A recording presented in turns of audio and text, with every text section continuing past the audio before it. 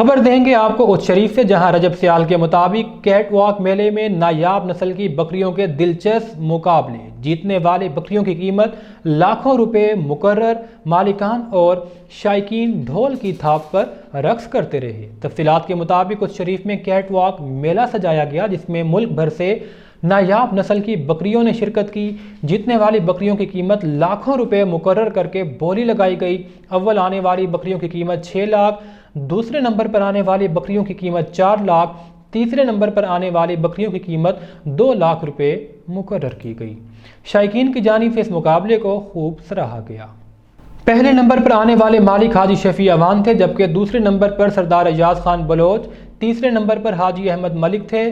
بکریوں کے جیت پر کیٹ واک میلے میں شرکت کرنے والے مالکان اور شائقین ڈھول کی تھاپ پر رقص کرتے رہے۔